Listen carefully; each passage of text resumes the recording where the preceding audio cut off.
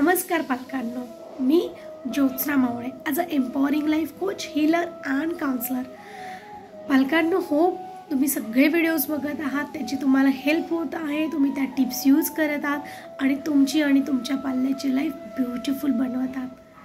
पालकांनो, मागच्या व्हिडिओमध्ये आपण बघितलं आपल्या बाळाची भीती कशी घालवायची. आपण एक एक्झाम्पल घेतलं तर ते म्हणजे एक्झामचं, परीक्षेचं. आता ह्याच याच्यामध्ये आपल्याला जर अजून भीती घालवायची तर आपण अजून काय करू शकतो. आपण त्यांची भीती घालू शकतो त्यांना देऊन गुणवत्ता दर्जा वेळ. तुम्ही म्हणाल आपण वेळ दिल्याने त्यांची भीती कशी जाणार ना.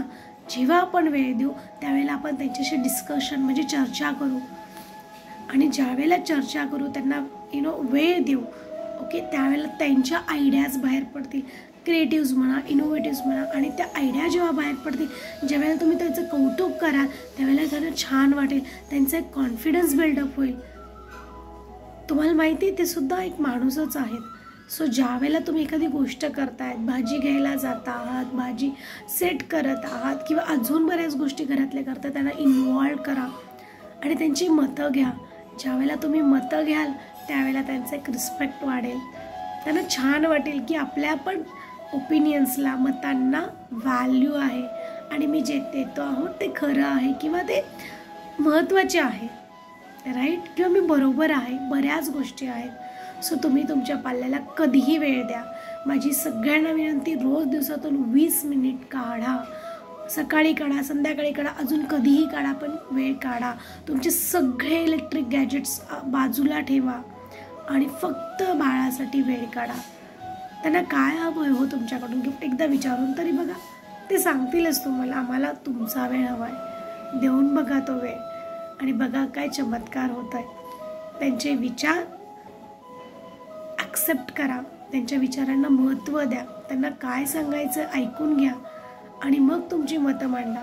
बघा हे करून त्यांची भीती खरंच जाईल, कारण तुम्ही त्यांना तिथे वाव देत आहेत त्यांच्या मतांना, बरोबर. आणि जेव्हा आपण एखाद्याला वाव देतो ना तेव्हा त्याला खूप जास्त कॉन्फिडंट वाटतं अजून गोष्टी मांडायला.